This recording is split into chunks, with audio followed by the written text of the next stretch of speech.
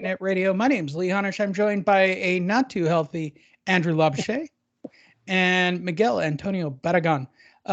Andrew, how are you? How are you feeling? Very good. Was that right on cue, Lee? When Yeah, no, you got real nasally there. It was I could bro. really feel the goo dripping down the back of your throat. Yeah, it sucks right now. I had it, and I toughed through Disneyland on it last week, so I feel for you.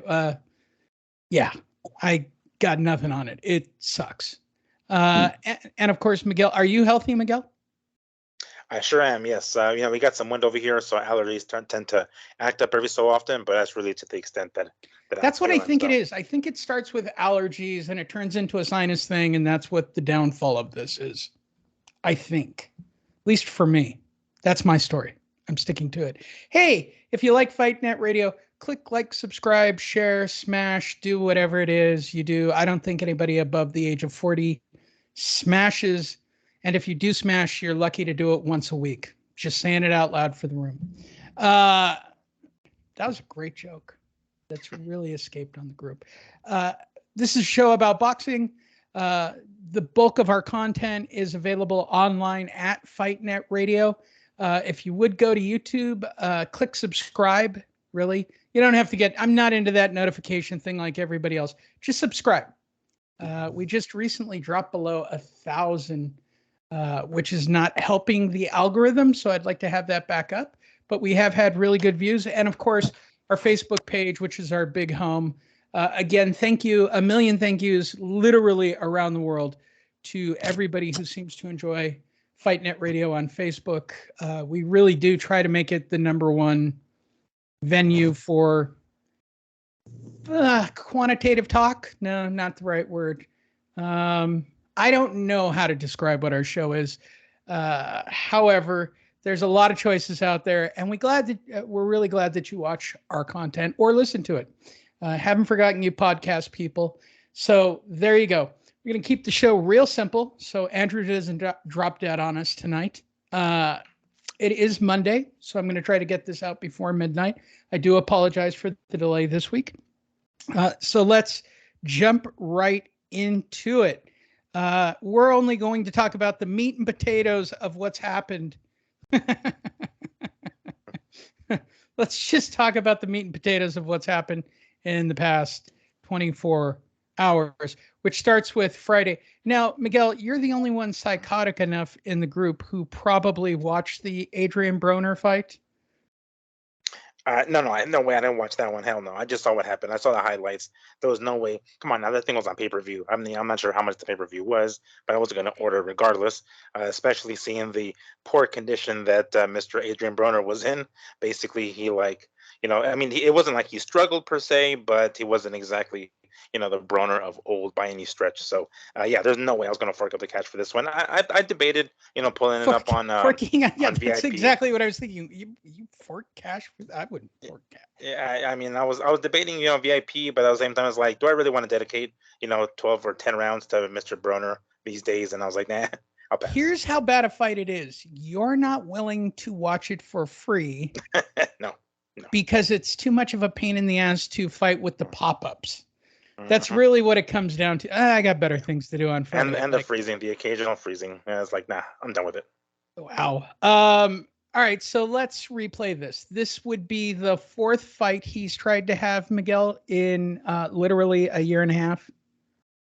Yeah, everybody keeps dropping out. Either someone complains about the money or the promotion. Yeah, exactly. Because I mean, last I remember he was quote unquote doing big things with BLK Prime, and then that clearly fell by the wayside. I'm not even sure. I mean, we haven't even spoken about BLK Prime in the last 6 months at this point. So who the hell knows where they stand? But they most certainly don't have Broner, and it was kind of like implied that we were going to get a potential Broner and Crawford fight at one point on BLK Prime, and that never happened. I would not be surprised if it has something to do with Broner himself. But yeah, so I didn't spend a damn second watching this fool this weekend.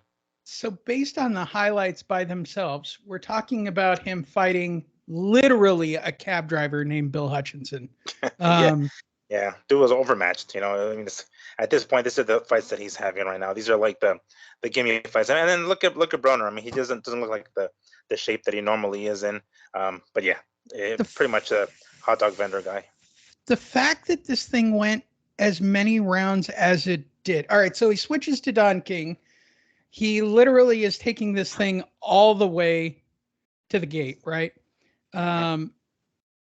And this is where the discussion starts. Andrew, I assume you've seen the highlights of the blistering Adrian Broner performance before we get to the big discussion. I watched the highlights, yes. I think Miguel kind of showed us what his market is in the boxing world. Look, Miguel's one of the hardest diehard boxing fans there are out here. He didn't watch the fight. You know what that tells me about all the casuals out there? They probably didn't watch this fight either. This is a last-ditch effort from Don King and Adrian Broner to try to scrape some money together, try to get, bubble an investment real quick. I don't think it's going to work. I think Adrian Broner has played himself out of this sport. The money that the promoters are going to offer him and Don, they're probably not going to want. Now, maybe a year down the line or so, when they see there's nothing happening to their investment, maybe then they'll cash him out and say, hey, look, you got to go after this $200,000 payday or whatever the hell whoever's going to offer him some money to fight one of the up and comers. But as far as Adrian Broner being on the championship level, I think those days are gone. If it would have happened, I think he would have already landed that fight. So, and be honest with you, the way he acted after the fight probably did not help his chances of anyone out of ESPN wanting to put him on their network so he could then talk like that after the fight. That's not what they're looking for, and he's not one of their stable guys. So why would they even risk it with him? He could bring down the whole thing, and he's not even affiliated with anyone at ESPN. So I think his days are over as far as big-time boxing. And that comes to his now infamous comments that you sent to all of us, Miguel. He'd like to get some pussy, wouldn't we all? Hey, we want... I feel like he even sang it 2 Live Crew style. Hey, I want some pussy. I just now, what I want to know though, Miguel, when he said that, was he referring to Ryan Garcia? Yeah, that's what I thought when I first read it too. That's what it was implied, because he said it right afterwards, right? So I mean, it could be that was, I mean, the double entendre, right? It's like he actually wants him literally, and then he wants to whoop ass, on Garcia. So that was what I got the impression was. So it wasn't as vulgar as it might have appeared at first, but it's like, oh, this motherfucker's talking about Ryan. So it sounded like that's the direction he was going. Okay,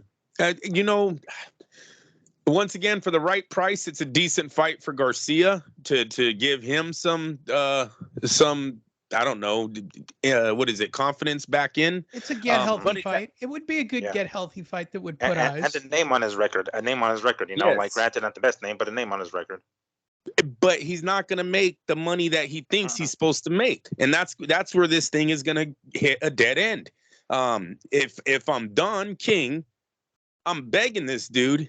You have to take a small guarantee in the hopes that they give you a percentage of the pay-per-view. If he does that, then maybe he has a room for a Garcia matchup, and only because of Garcia's situation. And he's a draw.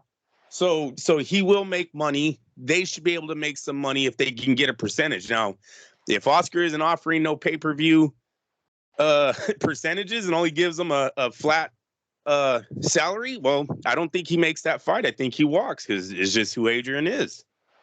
I swear to God, it looks like they're fighting in a golf course. They're fighting in a damn highlight. In a banquet room, yeah, in a banquet room. That's what they're doing in Miami. And if I'm not mistaken, I think he also tried to call out Rolly Romero as well during the post-fight pressers. So I mean, dude is trying to call out names, right? It's understandable. He's not exactly in the position to be getting these types of fights. But if he's shown us nothing else, is that his mouth can get him some fights sometimes, and he's kind of banking on that now. I mean, considering he went 10 freaking rounds with this, hot dog vendor dude. So it's not like, he was playing up against somebody who was a top-notch guy that went 10 rounds with. So yeah, it's obvious that him and King are probably trying to cash out, whatever he can milk out of Broner that he has left, which is his mouth, really. It's just a pathetic show. Like if he would have just came out and done a first round knockout and then, oh, hey mom, I'm on top of the world, right? Cool. All right, I'm down. All right, let's give you a bigger name. I realize you failed to get 3 other guys in the ring for whatever reason. Here we are with poor Bill. Go ahead, Miguel. I was just gonna say I did get a little nostalgia seeing the Don King logo on the ring. Haven't seen that in a while. Well, yeah, no, and it's a classic Don King fight, right? It's a black dude versus a white dude who's getting his ass kicked. It's very Don King. It's a very Don King night. It's just Adrian Broner can't perform. And most likely, Hutchison knew he was going 10 rounds. He knew he was going to lose by decision. It's a Don King fight, gentlemen. Like, everybody knew what was going to happen, most likely. That's what they say, right, about Don King? And can I say my favorite part of the entire night was Don King sitting in a chair that I guess was 2 inches from the floor, and the table was 6 inches above his head. I don't know if he shrunk from old age, but the table in the table in front of him was like at his neckline. I don't know if they told him whether or not there was one of those little static razors on the chair or whatever it was. Was he in a wheelchair or was he actually walking around? I don't know. It just looked it was such a bad look. And Don is not a good look. And he comes out waving the flags and doing the Don King shtick. Because I've seen him in a wheelchair. I know he's at that age. I want to say he's older than Bob Arum, if I'm not mistaken. And then he shit on Bob Arum. Well, that was the audacity of Don King to shit on Bob Arum as a bad promoter. That was the other thing that came out of all of that. Do other promoters just look at Don and just sort of shake their head and go, "You had your moment. Your moment is gone." That's all it is. I like how Don, like I saw him at the weigh-in. Well, not me, but I mean during the weigh-ins, he was like standing up, so he was walking around. It looked like he was walking around in the weigh-ins, sporting those like '80s Tony Alamo jackets that he would wow. He would still wear them just like a motherfucker. They're like all bedazzled out, right? Those jean jackets that he wears. That dude never. Did he have Adrian Broner airbrushed on the back of his jacket? I didn't even look. I wouldn't be surprised if he did, like Jimmy Hart back in the day. Wow. What a depressing start to a weekend. And by the way, the weekend kind of got better on the next night. Miguel, I guarantee you watched this. Yes. Jaime Munguia took on Derevyanchenko out here in India, which literally by the time I realized it was happening, because there was almost no PR for this fight, I would have gone to, like, I could have made this happen. Like, this is a phone call and go. They didn't even have a portal for it. I was kind of bummed out that they did it this way, because I think that this would have been a pretty decent fight to go to. I probably wasn't healthy enough, but I would have gone. In my mind, I would have gone. So you watch this one, Miguel. And of course, DAZN / Golden Boy is literally splooging all over themselves, saying Jaime won, but it's definitely fight of the year candidate.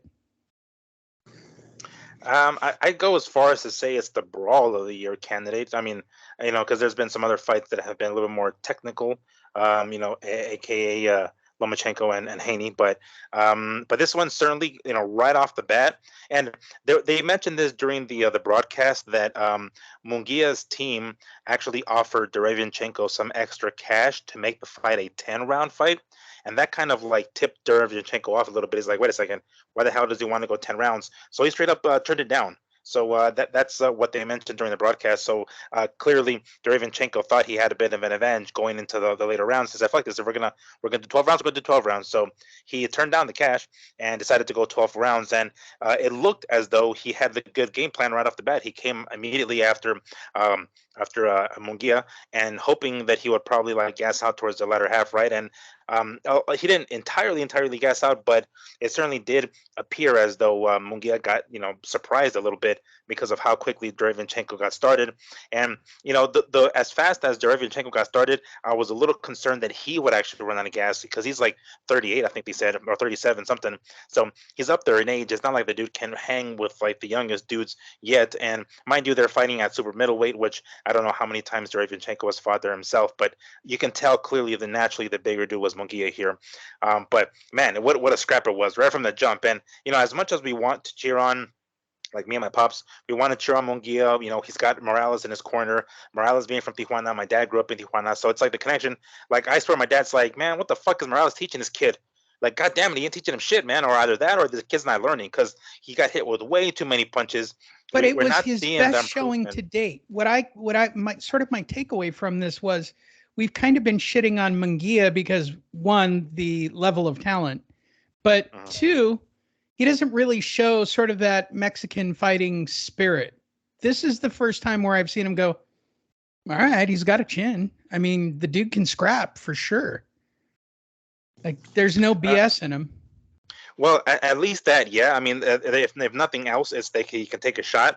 But again, against a naturally smaller guy who, who's up there in age. So fighting someone else closer to his own age, just closer to his own weight, those shots might not, he might not be able to just, walk right through those punches the way he did with Derevyanchenko. So it's a bad indication when punches like that go, land that easily.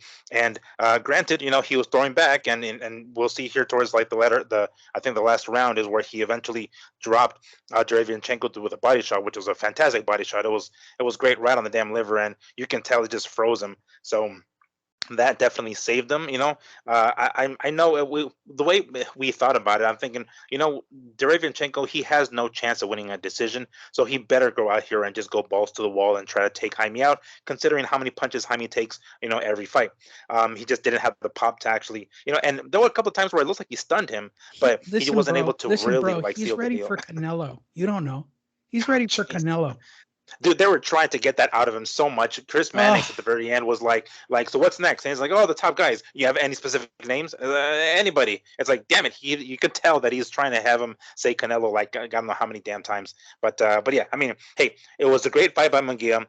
No improvement. He's still getting hit. No head movement. He's getting hit by some of these sloppy ass shots, and they stunned him. He can't deny the fact that he was momentarily stopped with some of these punches that Derevyanchenko were landing. So it's not a good sign. But at this point, and we've mentioned it hella times, De La Hoya just has to throw him into the deep end already, man. Like, you're at 42-0 or some shit like this point already. It's just, all right, man, it's time to throw him into the deep end. Whether he wins or loses or sinks or swims, at this point, it's just might as well just throw him into the deep end. So find one with a belt, sign the fight, let's go.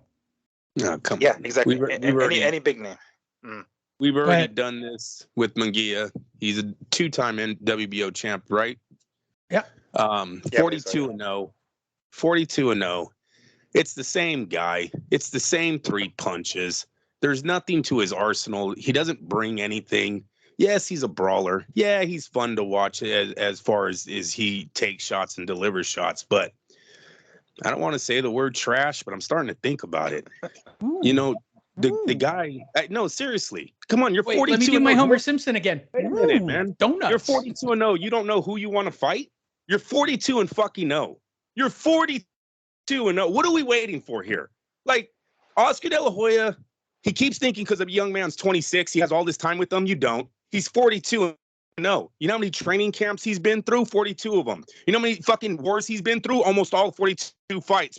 Most likely, this guy fights at the skill level of his opponent every single night. That's Jaime Munguia. I don't like him. I wish the DAZN get rid of him. You either put him in a big fight. I'm not wasting my time anymore with this. The same 3 fucking punches for 12 fucking rounds. Seriously. You want to know why his power isn't always there? Because they know what's coming. It's the same combination. I'm over it. I used to love Munguia. He used to be my dark horse. Come on, 42-0, and you're I'm going to fight in Tijuana, and, I'm going to have all my locals here, and we're going to make some money. Listen, Andrew, are you still pissed because I didn't give you an autograph? Listen. You're not in this for a Hall of Fame. You're in this to make a little bit of money and go back to your house. Why you gotta be a hater, Andrew? Why you gotta be a hater, bro? You're a hater, bro. You're a hater because I didn't give you an autograph. 42-0. What did they say about Chavez on his record when he was 42-0? Wouldn't he win the title 44-0? I would have to look that up. I know it was Martinez in LA. But didn't he have like 40-something fights, Miguel? Chavez Sr.? Yes. Damn. Right offhand, I want to say he was already. Fuck yeah, I think you're right. I think he was in the early 40 fights. Yeah, I think he was. And they all trashed his whole career. They would trash him for that. You know, oh, he didn't fight anyone his first 40-something fights. Jaime, you're there. You got to pick it up. Somebody, at some point, you got to pick this up. We got to move the ball down the court. You know, he's just dribbling on his own side right now. That's all he's doing. I'm over him. I'm over him. Listen, bro, you're a hater like Mario. Mario didn't even want to go to the fight. Do you know that? Do you know that Mario didn't go to the fight? Hey, I know they went and played golf this weekend. That was the first time they got to hang out with no girls. Yeah, well, he got on a plane and he went to go see, Bob Arum's bitch. unless it was Oscar's girl taking the picture, that I don't know, gentlemen. Yeah, that's possible. or no, it's probably Lopez's wife. I'm sorry. How insulting is it that Mario Lopez solo is in New York at our next fight instead of in Ontario, which is literally 45 minutes from his house? Oh, so great. Sergey Derevchenko. How do you say his last name? Derevchenko.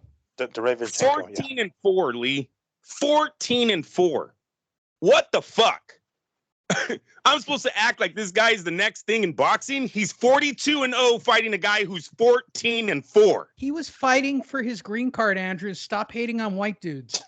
Yeah, I'm just, at some point, MTK is still very much alive. You got to call a spade, right? Can I say this again? The MTK is very much alive, and I don't want to commit suicide by making that statement. I still think they're all floating out there. With a bunch of guys in Oxnard exactly for this moment. And Derevchenko is one of those guys for sure. I'm not saying they have to throw him in the deep end in his next fight, but they better get him one of the top 3, top 5 opponents. And he's got to show us something. Unfortunately, right now, what he's showing me, I think he gets smoked by any of the top 3. He takes way too many punches. He's too what's the word when they know what's coming? It's losing me right now. He's too stupid. Telegraphed. Predictable. Yeah. Predictable. That's beautiful. Predictable. He's way too predictable right now. The guy has fallen in love with his 3-punch combo. It's Oscar ringside. He's so cute. He cheers him on. He's his biggest fan. I think Oscar. Go ahead. I was gonna say he avoided Jenny Beck at 160, even though he was a damn mandatory for that belt. So clearly belts aren't really like in his what's the word, like they're not on his radar. Basically, it's like I don't know what the hell if it means like avoiding a dude and not getting a belt, then they'll just avoid the belt altogether. But yeah, I mean, dude straight up like took off and left 160 to avoid having to fight Jenny Beck, even though he was the mandatory for that belt.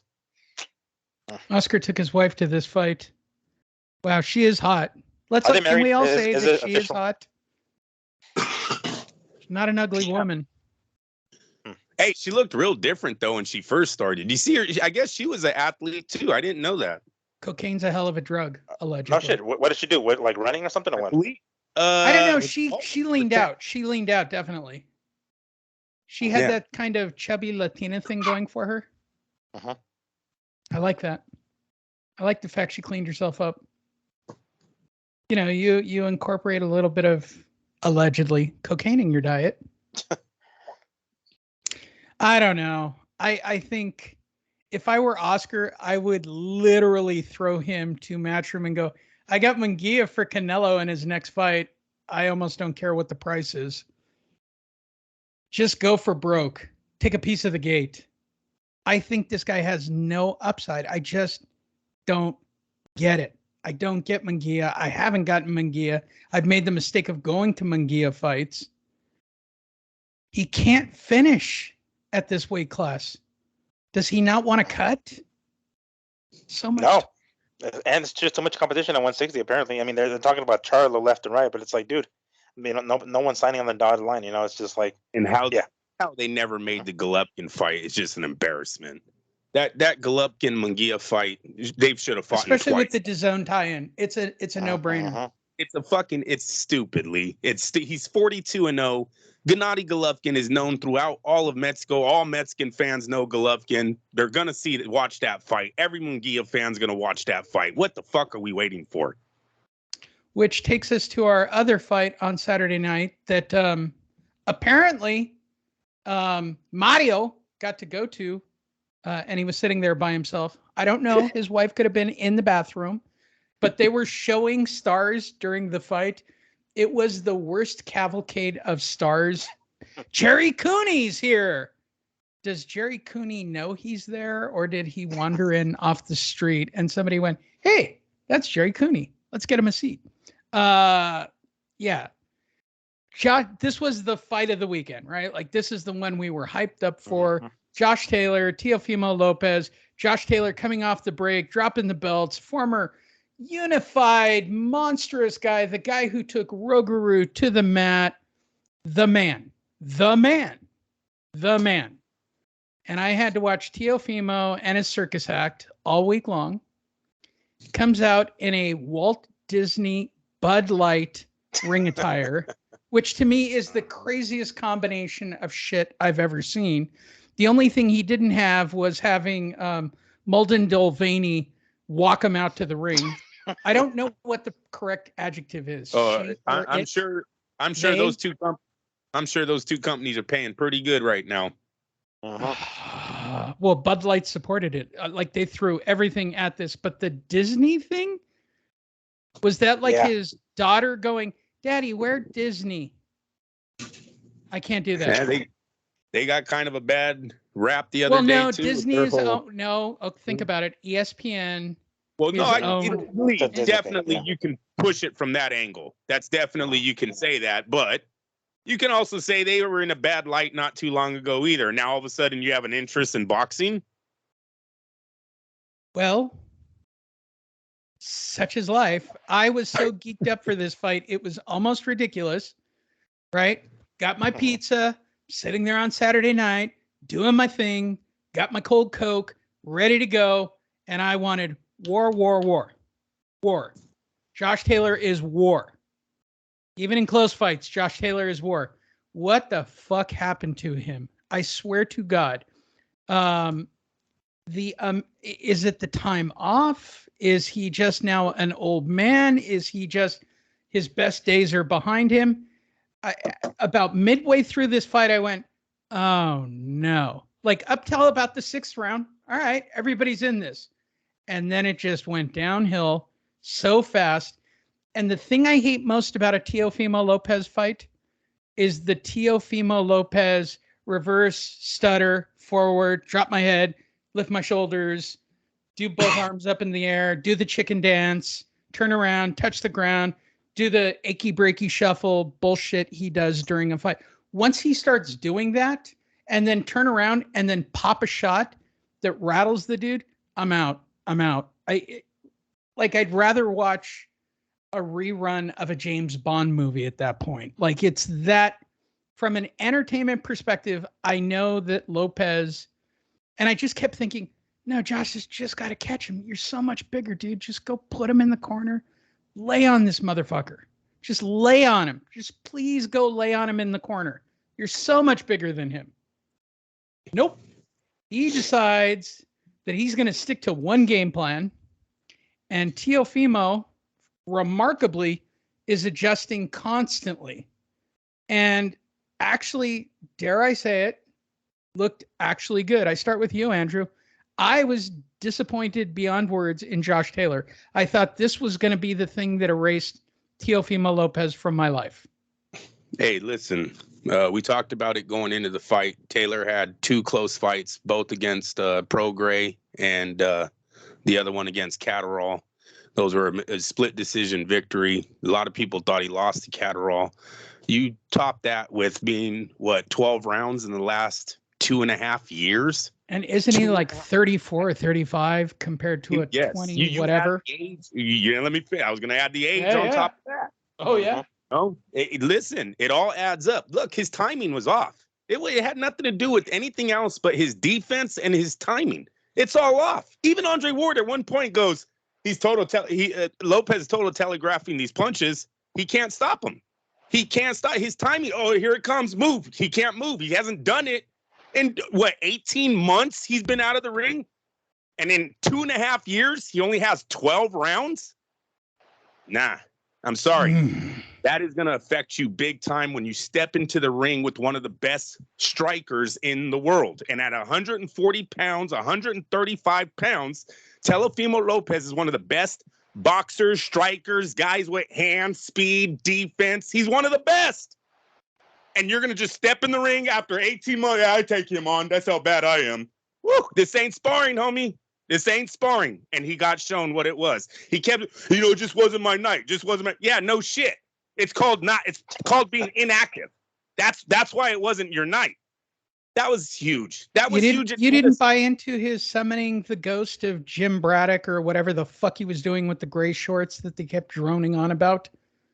I think, Josh, listen, in his last, 6 opponents, 133-0. Mm-hmm. The guy made a hell of a run. He made a hell of a run. He's 32 years old. He probably stood one too many fights at 140. He can go try to gain 7 pounds and make it happen at 147. But I think the majority of this loss goes to his inactivity. I'm sorry. And Miguel, I'm going to let you take it on your thoughts of the fight and then bring it back to me on the Lopez career, Lee, please. Yeah. Go ahead, Miguel. I want to lean heavy on the fact that it was Taylor's time out of the ring that really, really affected him here. But that is to some degree discrediting, Lopez and his performance. I don't want to go that far because, I want to give Lopez his dues. The dude is now, 2 weight class fucking lineal champion. So that means something, right? He beat the top dudes in each one of them. Let's hope history doesn't repeat itself and, he loses a fucking title in his next fight against whoever they put him up against the way he did at lightweight. But, let's hope he can have himself a nice little ring and maybe a nice amount of fucking, big money fights at this weight class. But I can't remove that factor of Taylor being out of the ring for as long as he has, because it showed. And here's the thing: when guys don't when you see them not fight right, we've watched this sport enough times where we can kind of pinpoint what the fuck is going on. It's like, oh, clearly he's out of shape. Something happened in his training camp. It was his training camp, and he came in heavy or whatever the fuck. So we can kind of pinpoint that when we see the things that Andre Ward was talking about with these punches that Teofimo was telegraphing. Because mind you, especially very beginning, Teofimo was like, he lunges in. He's more the athlete between the two guys, right? You can see it. He's got the spring in his freaking legs on top of the fact that he's 25. So he lunges in with these punches, and he's got the reflexes to be able to get out of the way in time most of the time, or at least enough to block it. So you can tell he's the athlete, right? And he would come in with these big ass shots to just lunge in, and for the most part, at the very beginning at least, it looked like Taylor was able to either get out of the way of them or block them. Down the stretch of the fight, he was not able to do any of that. So you can you don't want to take away anything from Lopez's performance, because the bottom line is he did it. He came in ready. The fight was ready for him. Whether or not Taylor was ready for him or not is irrelevant. He came in 100% prepared, and I was a little concerned because he did have to strip down. They had to bring out the damn towel or the tarp or whatever to cover Teofimo up when he hopped on the fucking scale. He made it on the first try, but damn it, dude was dry as shit, right? So that was a little concerning and a little alarming at first, but he came in ready as hell. It wasn't his fault that fucking Taylor has been out for however many months he is, so he came in and he did his thing. So I want to give him credit for that, but we can't help but wonder whether or not the time off was what had affected Taylor, because when we saw him down the stretch, me and my dad were watching it too. We're like, man, what the fuck is Taylor doing? He's like, little by little, his inactivity is like, his activity in the ring is going down. His reflexes are slowing down. You can see that his legs aren't there anymore. We're like, shit, he's a sitting duck at this point. So, yeah, great win by Teofimo Lopez. Definitely looking forward to see what potential big fights down the line come up. But, and then, by the way, when they were in the ring, I want to say... By the way, that's my favorite moment in the fight. They come back after the low blow. He puts the hand up. He's getting... yeah, don't pull... don't pull down. Yeah. Puts the hand up in the air for the touch. Yeah. Yeah. This is my favorite. Under boom. Yeah. I kind of like, I got to be honest, I kind of like that from Taylor. It was a little dirty. There were a couple of times where he was like putting down the head. He was like throwing punches during the break when the referee said a break. I like that. Like, and what's his name? Andre Ward mentioned it too. He's like, no, fuck that. You do it. It's not your job to be the referee. Let the referee tell you what the fuck is wrong. You do whatever the fuck you want to do. So the referee tells you to stop doing it. Miguel. He said it about 3 times throughout the fight. He goes, I don't know why they keep warning him. The guy's shooting under the jab. Yeah, of course you grab him in headlock. Like, it's a no-brainer to do what he's right there. Classic example. He's going to come under, step forward, grab the head.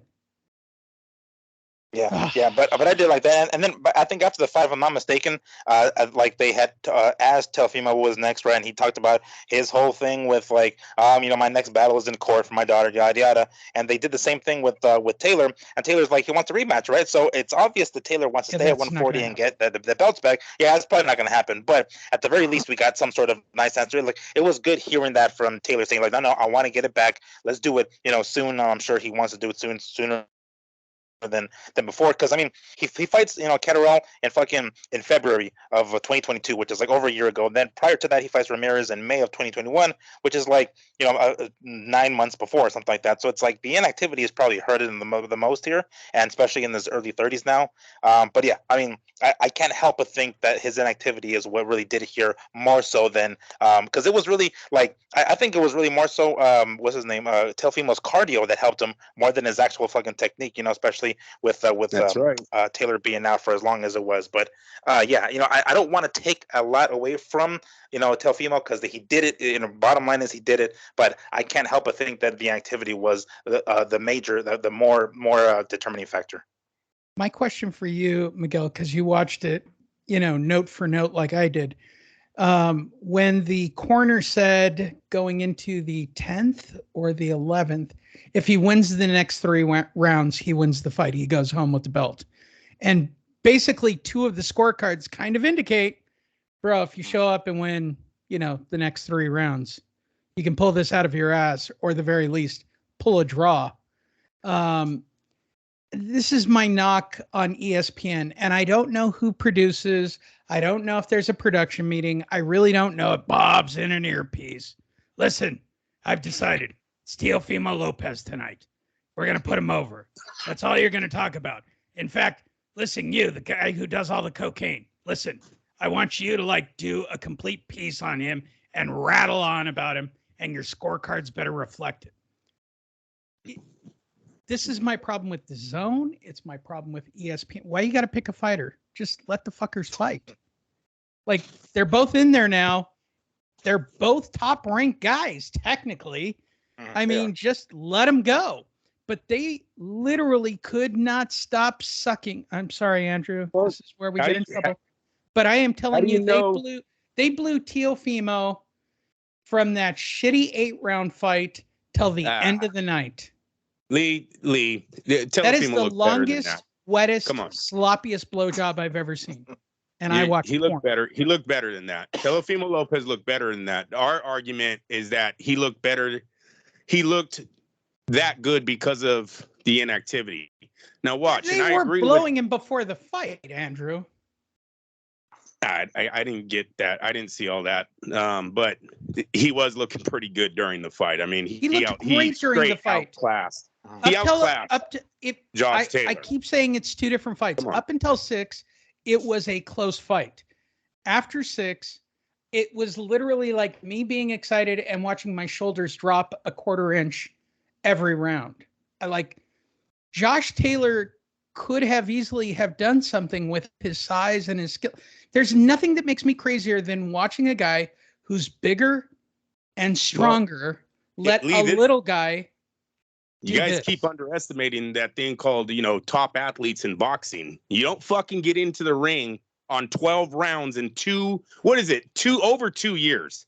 Over 2 years. You've only done 12 rounds, and now you're taking on one of the fastest fighters in the game.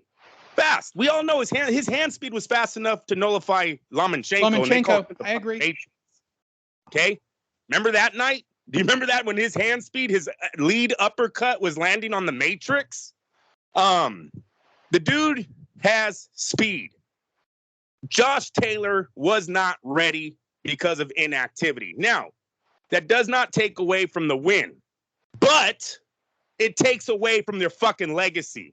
You need to stop walking around talking about I'm a double Hall of Famer, I'm a 2-time great, all of this, because real diehards are going to bring out the record of Josh Taylor and the 16 months, 18 months he was out of the ring going into this fight. They kept saying 18 months. I know BoxRec isn't showing that.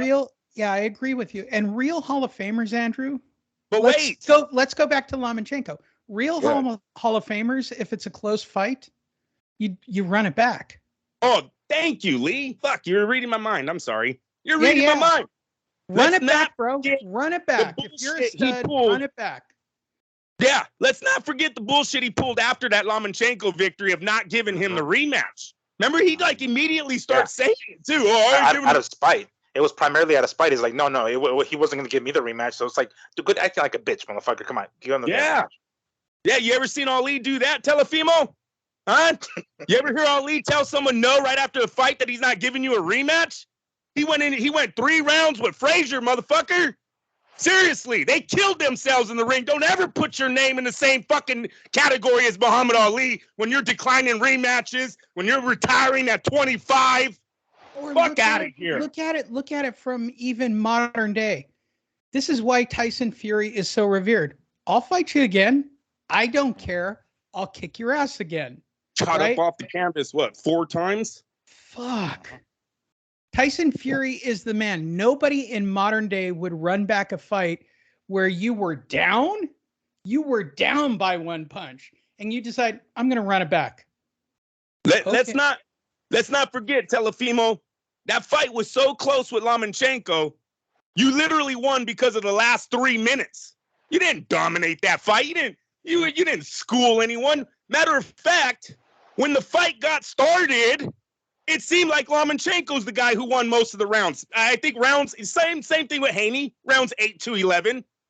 Rounds 8-11. No, who was the shithead Teofimo questioned his manhood on? It's escaping. Kriegel. Was it Kriegel? What was it? When Kriegel asked him about his family? No. The fight before this, right? Where he questioned, have I lost Sandor. Oh, yeah. Yeah, Sandor. The magic of Sandor. Dude, if you're such a man, run it back, bro. Knock him out in 1 round. Like, you can do it in 3 months. Like, this isn't even a stretch. Like, he's a cab driver. We're never going to hear his name again. Go give him, his whatever he wants and go kick his ass on a quick ESPN card. You'll get views. No big deal. Show everybody you're the man. He didn't do it with Lomachenko. He didn't do it with Sandor.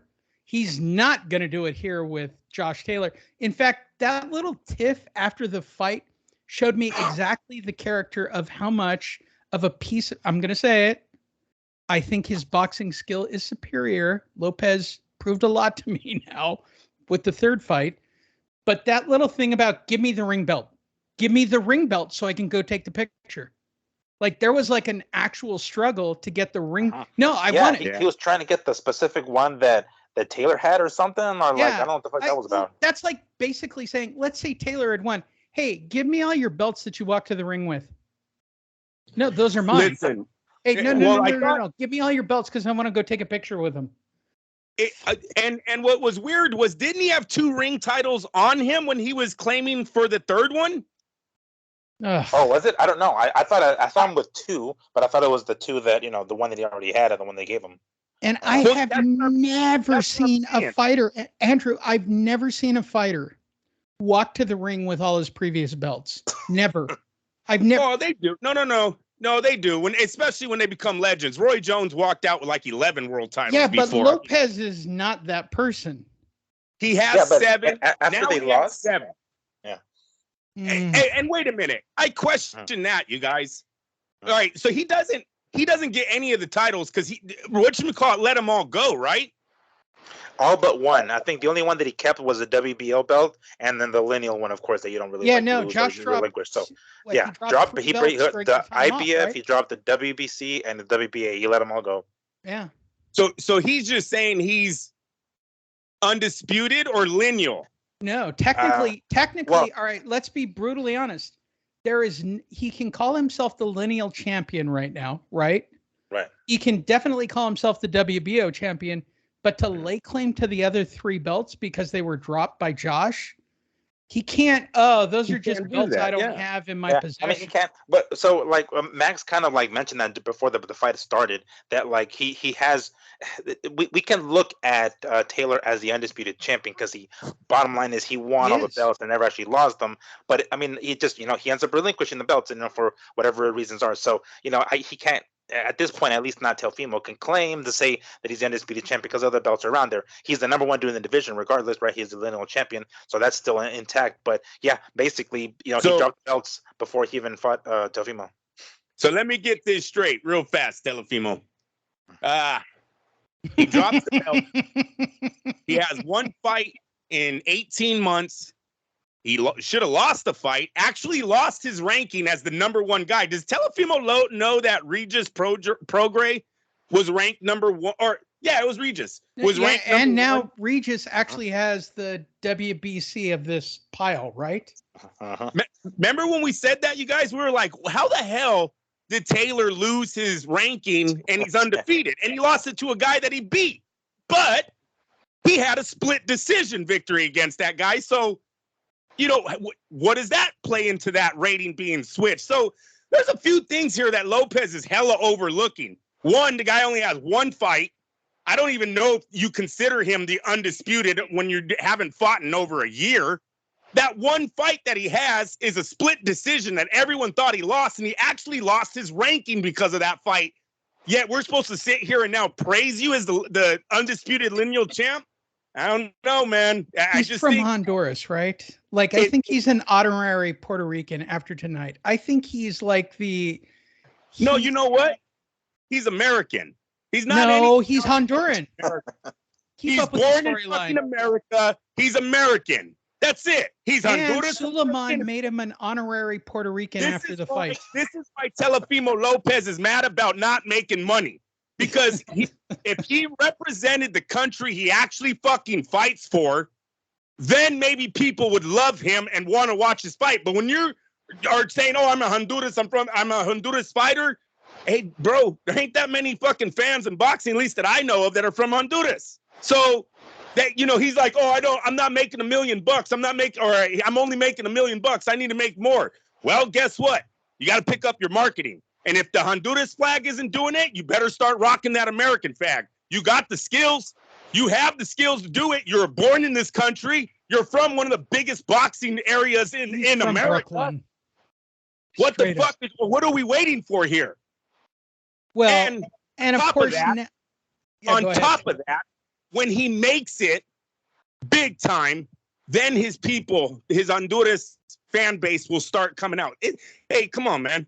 Manny Pacquiao brought out the Filipinos like we ain't never seen before. We can't.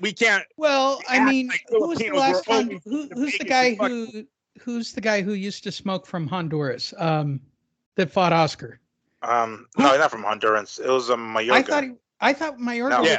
No, he's from Nicaragua. There you go. You're right. My bad. Sorry, Honduran people. You still don't have anybody outside of Lopez. Sorry. Lopez.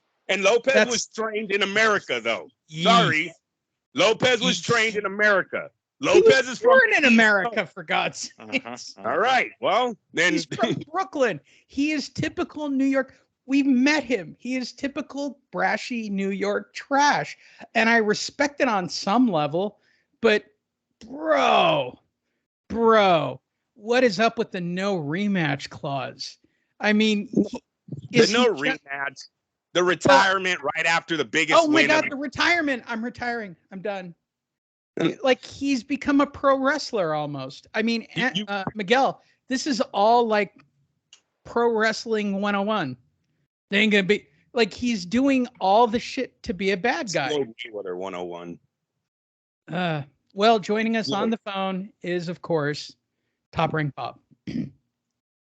Bob, how are you tonight? Sorry to get you on Monday. How's it going? I'm still in a hotel room. What are you doing in a hotel room? Soup and great ganja. Is that what kids call it? The ganja? I'm happy to say that I'm coming up on my 197th birthday and I'm still promoting the best fight. And can I say this on your show? Fuck Dom King. It's getting harder and harder. I keep saying it. There's going to be a point in this show where Top Rank Bob is going to die and we're going to have a funeral one day. Listen, we have to get one of those like synthesizers or like those voice changers. No, like we can channel. We have channeled on this show. Don't forget, we can call Larry Merchant to score the fight for us. We do have a connect line for Larry Merchant from Beyond. Larry, how'd you have the fight? All right, listen, Jim. I have the fight 147 to 27. I like Chico LaMotta in this fight. I miss HBO Sports. Can I say it again? I miss HBO. I could not stand the amount of ESPN drooling that went on all night. And don't get me wrong, from this point in the fight forward, right? And I know that Josh Taylor's going to win the 10th round, and he wins it decisively. And it's literally only because Lopez took the 10th round off, period. That's the only reason he won that round. I never felt that after the 6th round, I just went, I am wasting my evening. I could be watching like an Avengers movie. I could be watching. And what wasn't one of the scores 117, 111? Was that a little too wide? The ones that mattered were 115, 113. Like two of the scorecards. Okay. This was actually very pro Taylor scorecards. To score it only 115, 113 means he only lost this by a couple of rounds. You're telling me that Taylor's corner was correct? If he had won 11 and 12, he would have pulled the draw? Wow. And by the way, I was not in that consensus. I was not. I was more in the range of 8-4. Yeah, I had a 116, 112. That's how I had it. Yeah, 8-4 is, and that's generous, right? And listen, you guys, if you notice, those two scores came out first. As soon as they dropped the 117, 111, I think everyone in the world knew who won that fight. That sometimes I believe these guys, I don't want. It just seems like whenever it's two guys in the same stable, it's always a close fight, right? And you're like, that fight wasn't that close. And then when they bring Josh Taylor back in the 147-pound division, they'll be like, he only lost by 1 point against Ellis. Wait, hold on, Andrew. Andrew, you're the only one of us that actually has anything that's close to real boxing experience, right? If you had a guy where, let's say, all three of the scorecards came back, 115, 113, right? Like you only won by 2 rounds. How quick in your brain are you like, how do I get this fucker back in the ring? I got him. I just need this one more time. Well, that's kind of what Josh Taylor said after the fight, and he said it the next day too. I actually watched an interview of him the next day. Yeah, well, it doesn't matter. Teofimo Lopez has retired. No, listen. Dude. Yeah, that's what I was going to ask you. Andrew, you said you had something on Teofimo's future, right? Like a piece on what you were. Was that? You already mentioned it, or was that? That was about him talking about I'm a Hall of Famer. I'm all elite. Gotcha. Listen, what I'm going to say about the retirement is that's his father. Hey man, we're gonna get more money this time. Retire after the fight. It just totally seemed. Teofimo before the fight was talking about he needs big matches. He needs the threats. He needs this. Oh, I'm back. I'm here. Literally right after the fight. Hey, I retire, guys. I'm out of here. I'm just tired. It's all for show. Should we talk about the Kriegel interview at all? Hey, listen. Holy jeez. You cannot demand Floyd Mayweather money fighting on ESPN, Lopez. Well, you can't define. You can't ask for that way. Hold on. You have to find a way to pay per view. He's screaming, Andrew. He's screaming. And unfortunately, listen. He's not even Tyson Fury. Bob's not going to pay that money. He should have learned that from Crawford, Andrew. That's what I'm trying. That's what I'm trying to say. I know. That's what I'm trying to fucking say. Is that he's over here demanding. He made $1 million fighting on ESPN.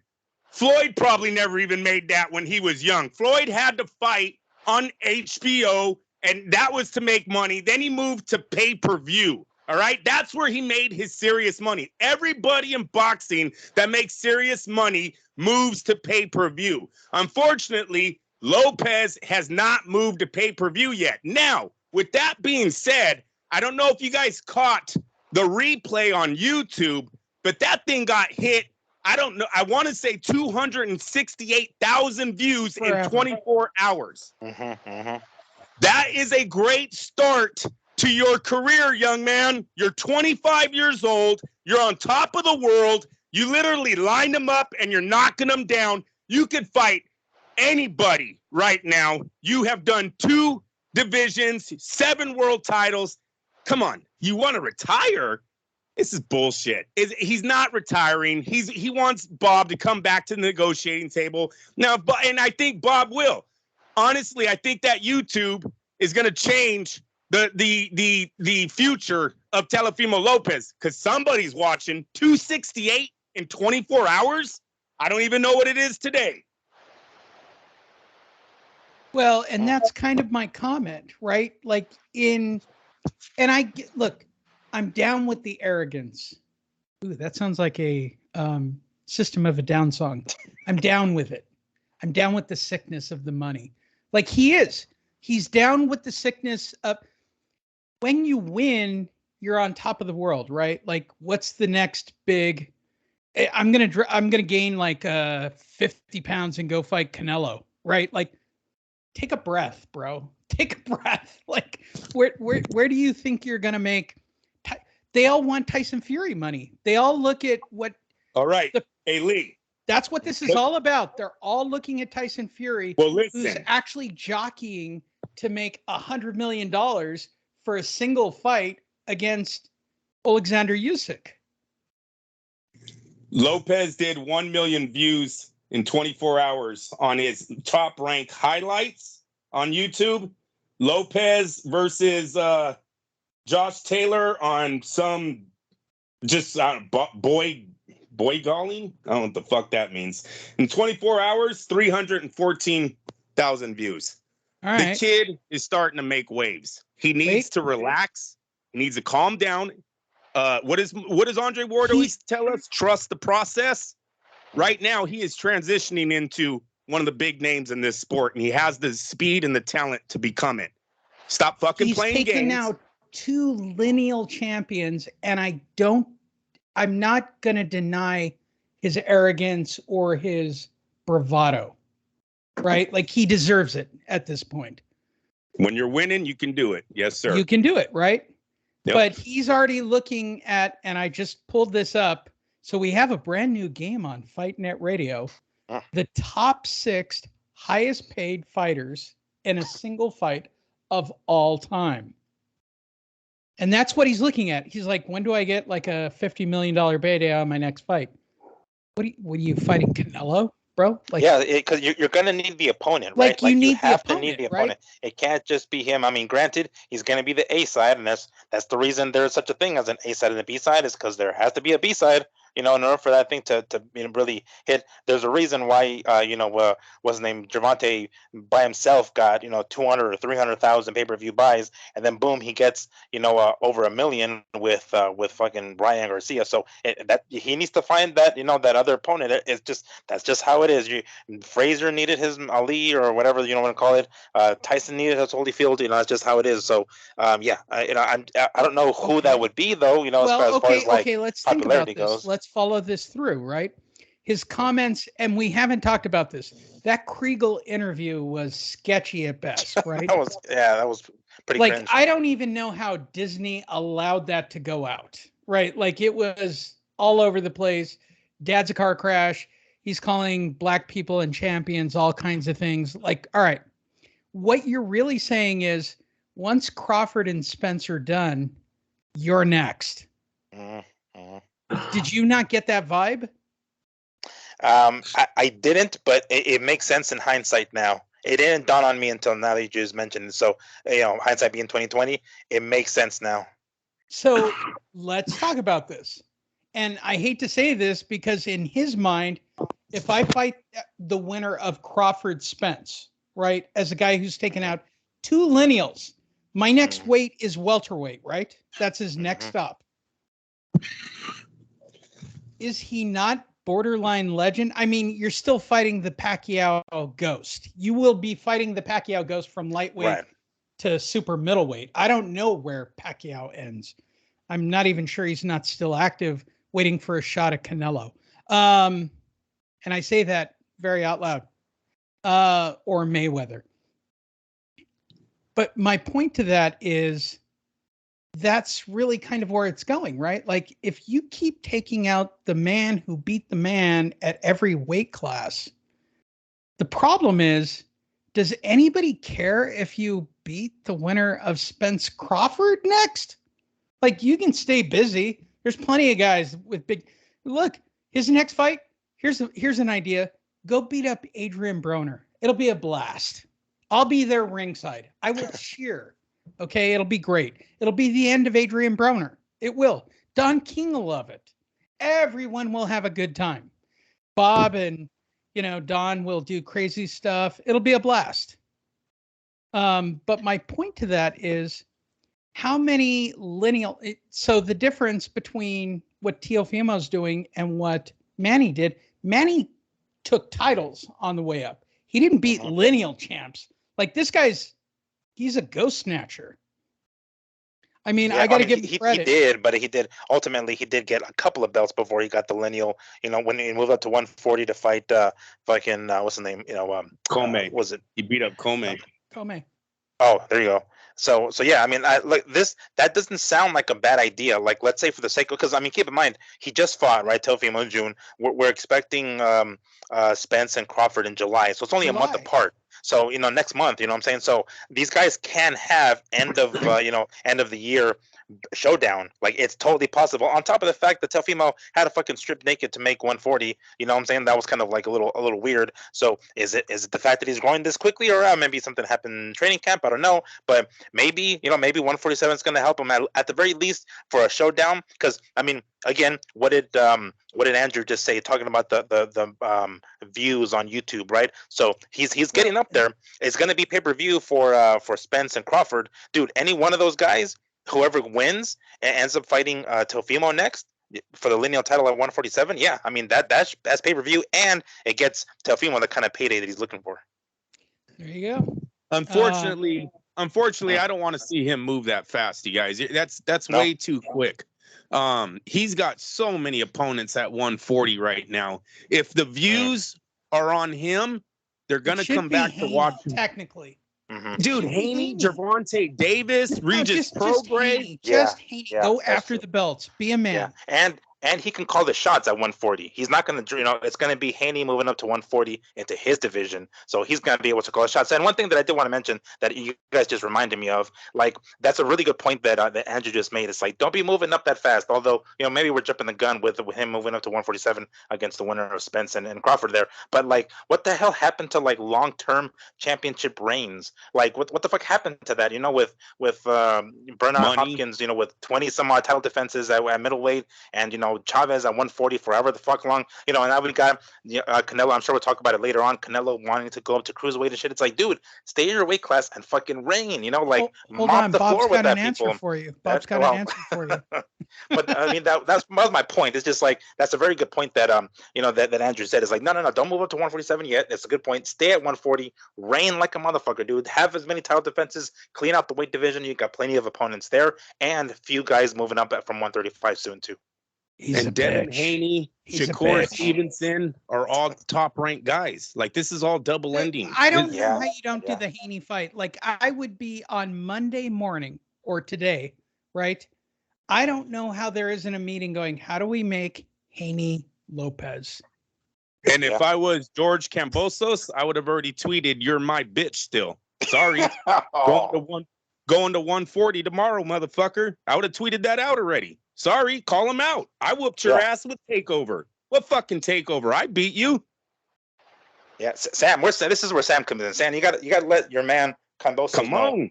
Where is Sam? Been quiet too long, Lee. Been quiet too long. All right, let's bring this show to a rapid close. No, I still want to go. Now All I'm right, go ahead. No, You're I'm just feeling kidding. it now. I'm just kidding, No, God. but why, I feel. why a do lot I want to better, go guys. eat ribeye? No, we should Yeah. now that you're awake. Yes, go. Yeah. Listen, Andrea.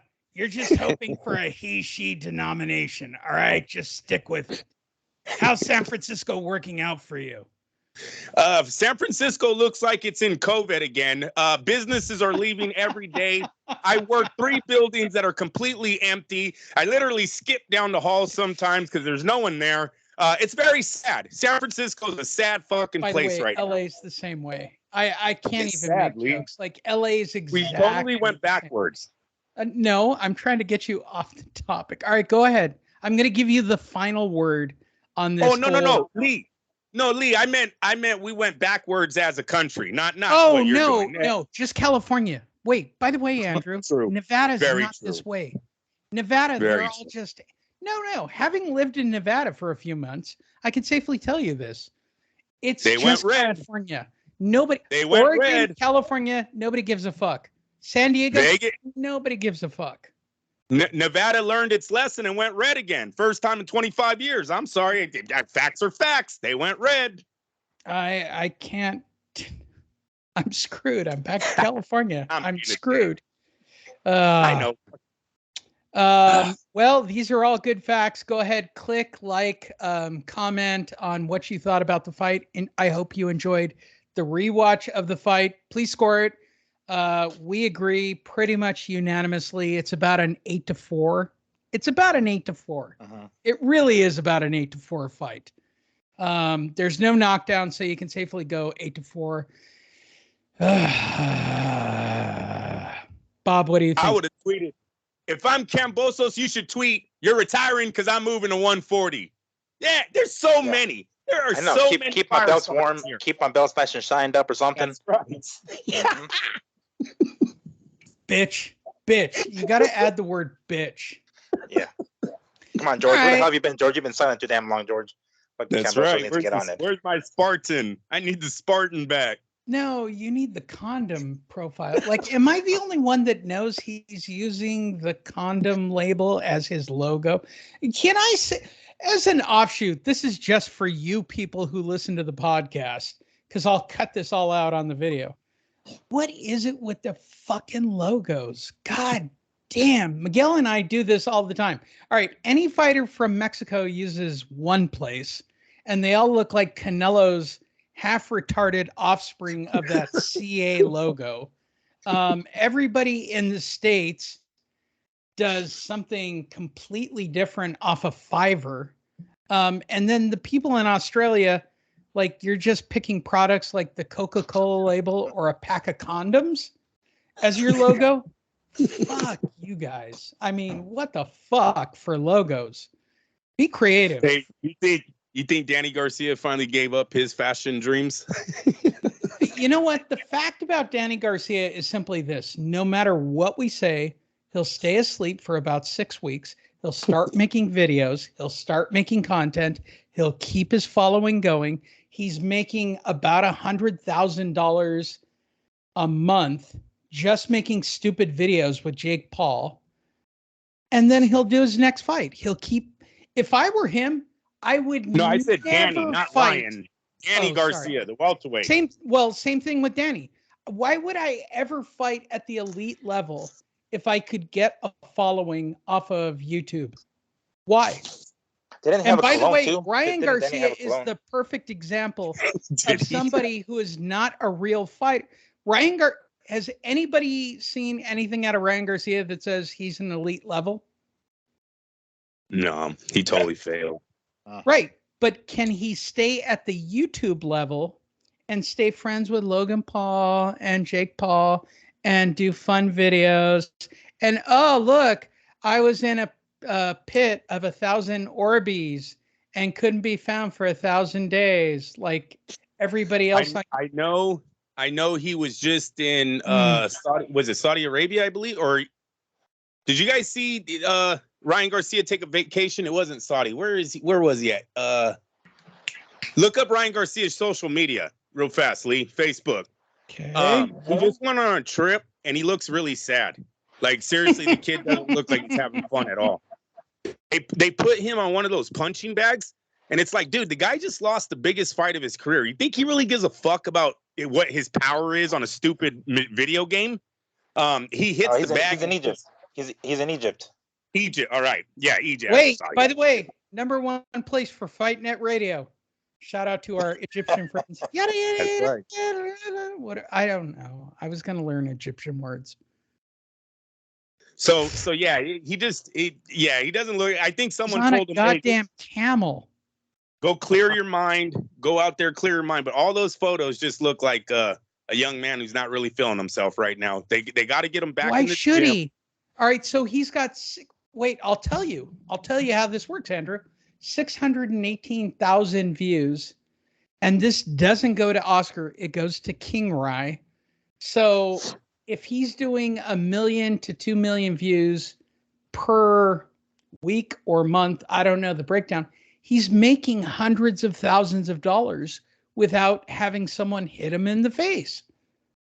That's the problem. Yes, but we got to admit that some of his really wait a minute. Some of his popularity in YouTube was the fact that he was a boxer, a handsome boxer with very fast hands, did nice videos. Lee, he was still popular because he was an undefeated boxer. You start losing, I'm sorry, people lose interest in you. It happens all the time to these athletes. You hear all these guys say it. They were on top of the world one day. The next day, their own family hates them. They don't want to hang out with them, or they're mad because they didn't do this or that. So he's popular because, yes, he's a handsome young man. A lot of girls were into him. That's all cool.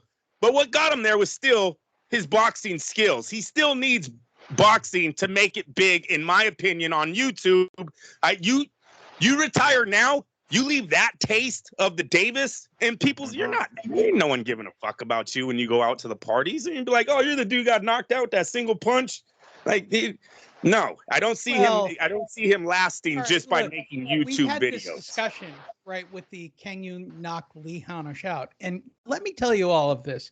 If you run into King Rye and you press him, I don't want to get hit by him, Andrew.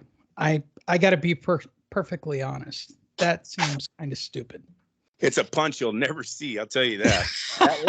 that left hook with no gloves. Can you imagine what that looks like in the dark of a club? You never see it. Dude, you'd be like, fuck you, bap, gone. You're gone. You're gone. I've been at lights. This is a true story. Somebody jumped the light in Las Vegas in front of my scooter. And we were walking back after I de-escalated the situation. The dude turned on a punch for no reason and hit me on the right side. And I went, how did I not see that happen? And I took the punch and I looked at him, which scared him so bad, he ran back to the car and drove off. But I went, it gave me a black eye. And I went, you guys don't know how bad it is to get hit for real. Like, the problem with this sport, it's for real. Like, these people get hit for real. Insert the Josh Taylor 12 rounds with Telecimo. Oh no, Josh is literally. That is one of the best boxers in the world, just getting outclassed because he does not have his timing down. Now, when you put into the equation a person that has never boxed in his life in a club, strobe lights on, and you just pissed off Ryan Garcia to the point where he's decided to let one punch fly, you will never see it coming. Your timing is not there. Wow. You're out. You're out. Wait, do we have a new game show? Strobes in the game. Wait. In the club, Lee. In the club. Lee Hanisch is in the club. What happened? I'm just looking for the bathroom. Some 55-year-old dude is just looking for the bathroom. Hey, what was the club? Ryan Garcia's camp? What was the club like when you were 21, Lee? Same thing. You're popping bottle. I know for a fact. Even 10 years ago, no difference. You're going to the club. You're lucky to have a table. So the bathroom is down there past all these. Wait, let me give you Disneyland, for God's sakes, this past week. This is a real thing that happened, right?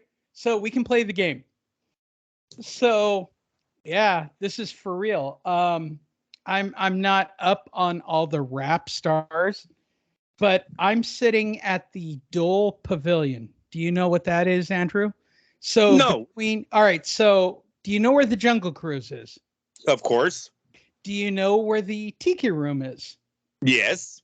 All right. In between is a place, they just built it, called the Dole Pavilion. Okay. And down below on the river is a little private room. And on Wednesday, apparently all the stars went to Disneyland. And so there were rap stars coming through the room. And I'm sitting there at my table looking at this posse. Is that the correct terminology, Miguel? I want to go. Yeah, it's a crew. Your crew. Crew.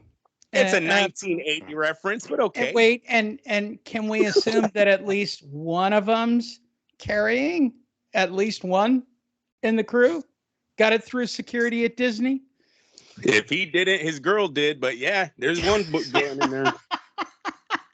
So they all cruise to the back and they go down into a private room that sits at the back of the Jungle Cruise to a private room to go have, drinks.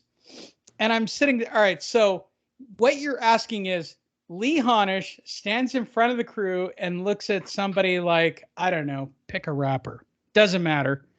And he bumps them and they go, "What's up? What's up? Fuck you. Fuck you." Right? If that happened with a real fighter, from Amanda Nunes to Tyson Fury, like, that is the worst place on the planet for me to be.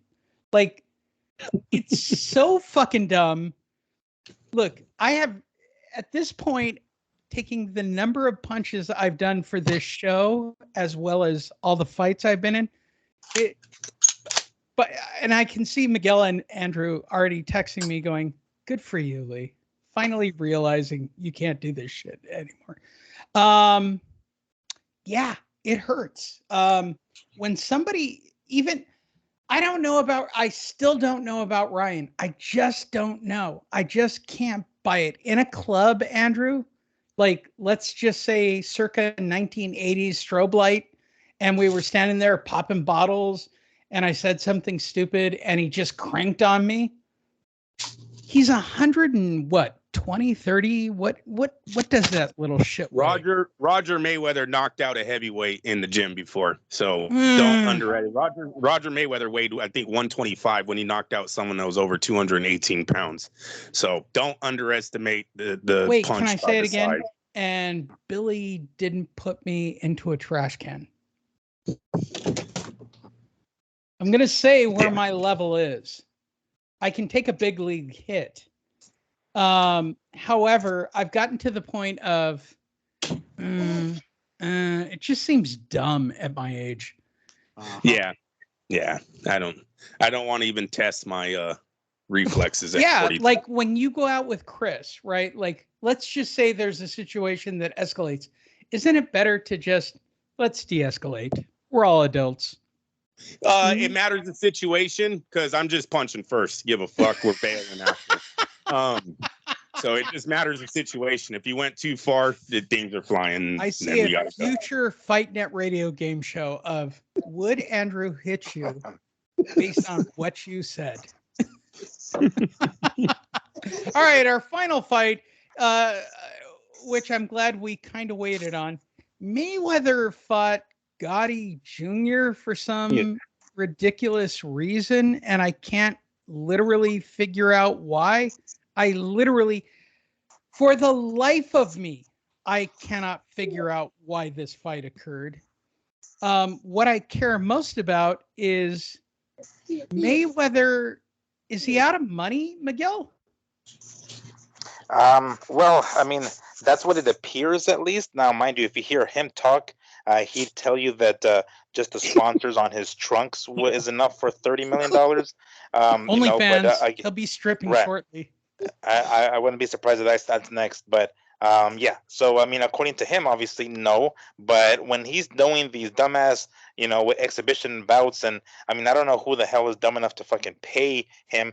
When you do these exhibition bouts and you do, against big names like fucking, somebody that we know, like one of the Logan, brothers or whatever the shit. It's like, okay, it's another story. But we're talking about this dude who I frankly don't even know who the fuck this guy is. But regardless, it was quite the fiasco. Can I say this? If this fight actually, like, all right, what's the lottery? 236. All right, so I win the lottery after taxes. I have about $70 million, and I decide to buy this fight for me, for Fight Net Radio. And by the way, I do that for all of you who are fans. Would it not look like this? I mean, if you're looking at Andrew, look at the screen. Would it not look like this? Just me being a giant walking across the ring at this little guy. Yeah, no. Look, this is the first time that, to me, Floyd Mayweather looked a lot like Roy Jones Jr. at the end of his career. And square. When have we ever seen Mayweather this big? He's not training. It doesn't matter, Lee. He looks desperate. That's what I'm leaning towards. Is this over money? It has to be, because look at your boy in the ring. He's not training. He's in there begging. Begging's too strong of a word, but he's doing fights that have no meaning right now, unless it's just for what the rumors are, keeping the IRS off of him.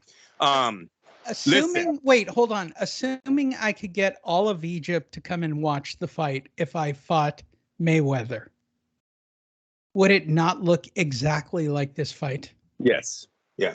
No, they would stop the fight because you wouldn't stop talking shit, and then the fight takes place after. Look, it was all drama. There was more drama going on in that ring than actual fighting when the brawl breaks out. I know the internet loves what do we call it? Clickbait. So everything said, "Oh, huge brawl," but when you really look, it looks like a bunch of dudes pushing on each other, and then someone from Gotti's corner comes in the ring and starts a little bit of a fight, but then his trainers grab that dude right away. His trainer's like, no, we don't want to fight. And everyone is back to just yelling. Now in the back, Miguel showed me a video and the two girls in the back. Now that was a fight. That is going to get you some views. Did you see the titties flying, Lee? No. What the hell? You got to show him. Wait, hold on. There are two different issues here. All right. So before I debate spending my hard-earned lottery win, I think we need to play an issue of will Lee get knocked out? All right. So Mayweather's in line, MGM, buying hot dogs and beer. I'm going to put a hot dog and beer in each hand for this game. Lee. Yeah. Yeah. You got to be smart. Wait, he's got to spill the beer or drop the hot dog, right? So he's got right, left. I'm going to give him right, left on this. I step on his foot, right? We all know the game. And Floyd turns around and goes, "Hey, what's up?" And then the dude who's his security goes, "What's up with you?" And I go, "Fuck you." And Floyd goes, "No, fuck you." And I go, "No, fuck you, Floyd. You're like 3 feet shorter than me, bruh." Now, Floyd's going to square up with one of these hands. It's a great game. I'm sorry, bro. Dumbest game we've ever created. All right, so here's the question. Floyd drops the hot dog. Got the beer in the right. He's going to throw a left and crank on me. Does Floyd, at this age, have the quantitative power, Andrew, to actually tap me and put me? I know he's going to hit me. Can he put me down at this point? No, he can't. But I'm sorry, Lee. Will he spill the beer in his left? Hell no, he's not. It's going to be a clean punch, but you'll take it like almost every other fighter in his career. This Gotti guy was taking his punches. He actually gets rocked, though. When he tries to go after Floyd at the end of that fight, you see Floyd put a right hand on him, and that dude goes right back to his corner. He gets wiggled, and he's like, "All right, yeah, I'm done. I'm going to my corner." Floyd rocked him. He goes, watch the end when he goes after Floyd Mayweather. Floyd hits him with the right hand. You see Gotti wiggle, and then he's out of there. He goes back to his corner. He wants no more of it. And but actually, you don't when the think he brawl spills starts, the beer in the left? no, I was gonna say his security grabs you by your throat and lifts you off the ground. Because well, no, they all look like Sugar Bear straight out of Starsky and Hutch. Floyd don't get lawsuits for that. He would just send his dogs on you, and that would be so great. Miguel, let's play the game. He's got the beer in the left. I've stepped on the foot. I've pissed everyone off. I've survived Ryan Garcia the night before at the club. Floyd's going to turn around and crank on his biggest right hand. Is he spilling the beer? Is he cranking me down? Am I hitting my knees? Okay, so and you've actually seen me in the gym. Yes, I have. The number one, no, he's got the grace to not spill his beer, so he will not spill his beer. However, he does drop you. I will say he's gonna drop you with that right hand, and then he actually finds out that he breaks his hand on your fucking face because his hands are fucking brittle. That's a good one. His hands are brittle at this point. So, but he does drop you regardless. Oh, so great, so great. I love this sport.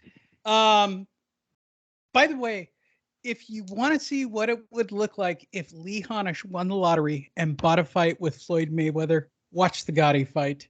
This is tell me, Miguel, this is not what it would look like. Oh yeah, dude. This is when I saw clips and pieces of this, I was like, "What the fuck?" And then I still don't even know why the hell Kenny Bayless stopped the fight. Like, I don't know what they were just talking smack and they wouldn't stop talking. Why is or I don't Kenny know what the hell was Bayless going on. there? This like is it's like a legitimate friggin' fight, and like I don't know what the hell went down, but it seemed as though that was like from what I've read that they wouldn't stop yet, and it's like really you're gonna stop the fight for that, dude? So of course there's gonna be a riot. That fucking granted it's an exhibition, but there's no winner, I suppose, right? I mean, I guess they just disqualify everybody. I don't know, but yeah, it's just like good going, Kenny. You just caused a damn riot. Well, I'm gonna say this. Yeah, Miguel.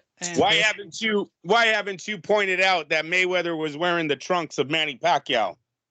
Well, can we all safely say this? I'm going to win my bet. That he's going to win. He's going Might be a decade later, but you're gonna get it. I'm gonna win the bet. Like, this is the oldest Fight Net Radio bet on the planet. Mayweather will fight Pacquiao before he drops dead. Period. There's no statute limitation on any of these. Why would there be? Yeah, on your bet. Your bet.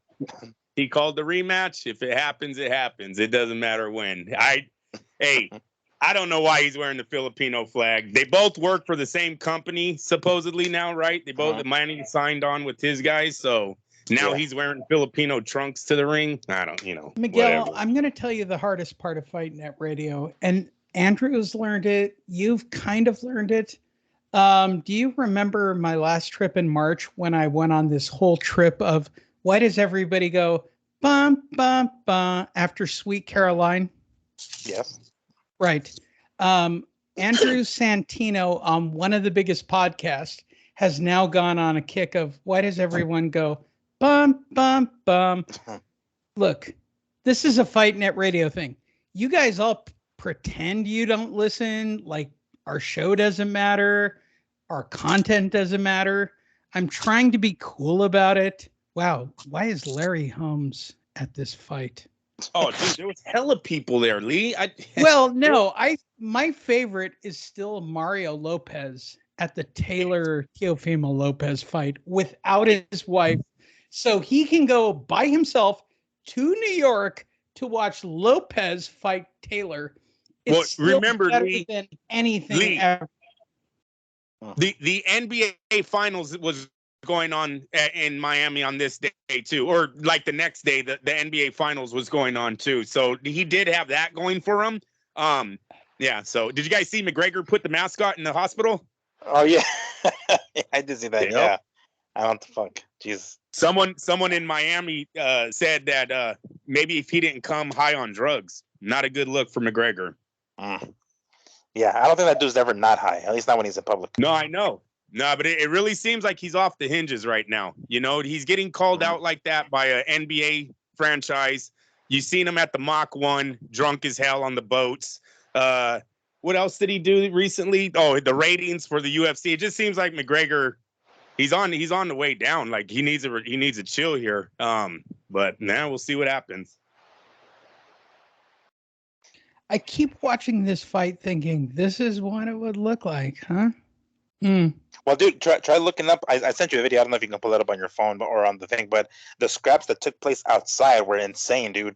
Like, number one, the fight in the ring, right? Obviously, people were just pushing and shoving. Well, no, I think the biggest part of this fight, and I apologize to anyone who's watched the video going, why aren't you showing the fight? Who cares? They're not fighting. What happened at this? Can we start with this? Where they made this a circus after the fight? Like, what?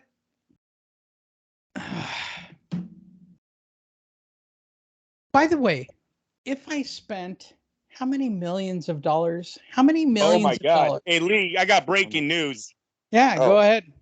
The collapse of Newsom San Francisco is accelerating. Westfield Mall just surrendered its famous downtown mall, bro. I worked that mall, Lee. Wow. Dude, it's fucking crazy. You know, Old Navy was robbed 22 times in 2 days. They're closing. I actually know all this, and I know the companies that are going. The whole mall, the Westfield Mall. Whatever. Do you guys know how pretty that mall is? That's a 3-story mall in downtown San Francisco. Oh, damn. And it got robbed? They're closing down because of robberies. Nah, they're people leaving. Shit. Dude, you got Rolex in there. They're just done. In there. They're just done. Yeah. No, we're all done. Everyone's done. Done why? All right. So let's hold on. Everyone's done legally in the city, technically. Like they're done. Target's done. Everyone's done. Like Westfield's done. Fuck it. Like we've given up to homeless people. Here's a fun fact in California. Did you know they decriminalized prostitution? Yeah. Fun fact. Yes, I've seen LA. Yeah, LA looks like Atlanta now. Yep, yeah. I did notice that. Fun fact. Fucking yeah. Shit. Hey, you guys remember that HBO special and down? They need to bring that show back because LA is definitely cracking right now. Wow. Hey, you don't remember that show? Yeah. Oh, what was the name of it? HBO put it out. It made one of the girls, she became famous. They went back and she had like a house and everything after because she had no teeth, Miguel. She had no teeth. Confessionals. I guess every guy out there wanted the lady with no teeth after they seen her on HBO. Fucking gross.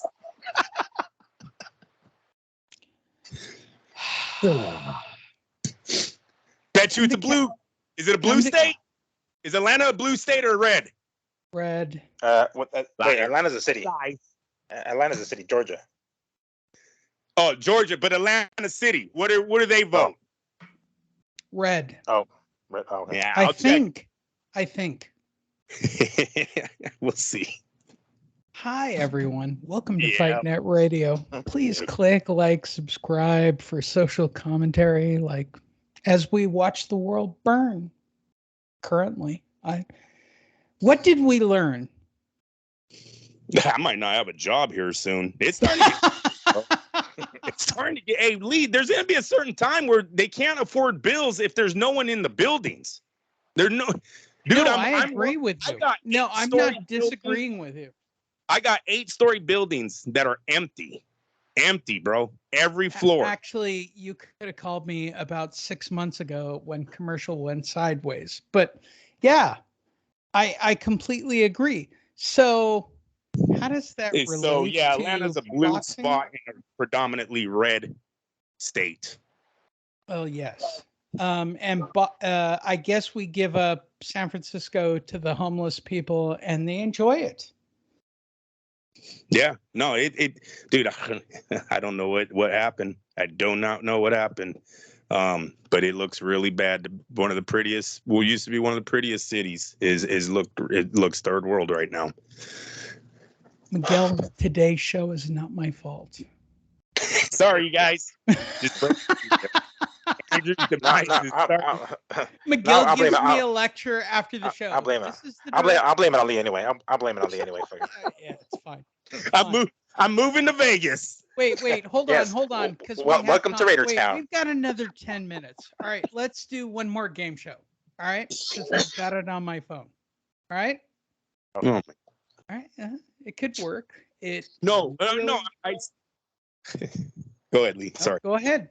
No, I said, oh my God, because I read the text again. I can't fucking believe this. I don't know what's gonna happen. Go ahead, just get me off. You'll be fine. Wait, hold on. And now I've lost it. I had it on my phone. All right, we'll do it next week. Sorry. What did we learn? The full weekend, from your perspective, Miguel. Wrap it up.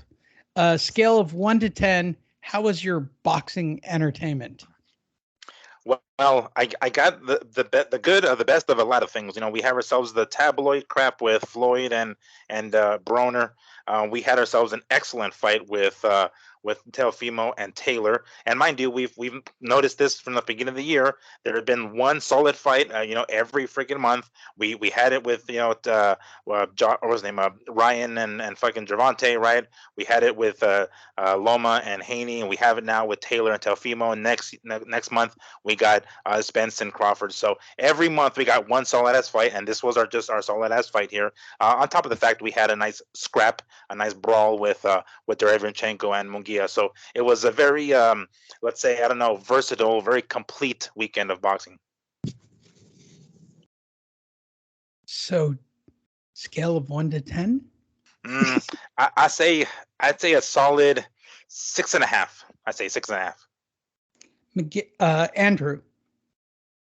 Yeah, I agree with Miguel. I thought it was a solid week of boxing. Look, really, Lopez, I really hope he sticks around. He has a lot of potential headliner fights. His numbers are going in the right direction. Trust the process. Go sit down with Andre. Let him tell you that a few times, and go back to the drawing board with Top Rank. So you're not going to like my answer. Oh, shit. Well, from an entertainment standpoint, it's kind of a 7.5. It's strong. It's pretty strong. So, Miguel, this is where it's going to hurt. How was the UFC on Saturday night compared to this shit? Ah, man, it pissed me off, dude. It pissed me off. I mean, the card wasn't bad, but it pisses you off when like you get every fight wrong. It's like, God damn it, man! You can't. You're hoping. There was a possibility of us having us. I mean, like, I guess Mexico having a 4th UFC champion, and that bitch straight up like put the worst fucking performance of her goddamn career. We're throwing shit left and right. It was bad. We're like, all right, we can do it.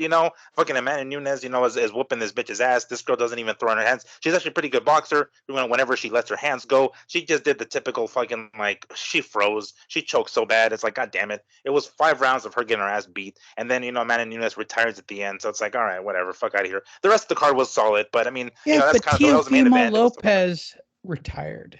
Yeah, Jesus Christ, he didn't really retire. He's gonna do what is it? What's his name? The Cejudo thing, and like be gone for a while maybe and come back, but no, he's not gonna retire. Come on now. All right, fun night for a Monday night. What's Lee doing? Editing video all night. Hope you guys enjoyed the show. Hope you guys enjoyed FightNet. Please click like, subscribe, yada, yada, yada. What do you want me to say? I actually had a third game. We'll do it Sunday, which is the highest paid fighter. I know number 6. Can anyone get number 6? Single fight. If you said one fight at the 6th position, Miguel.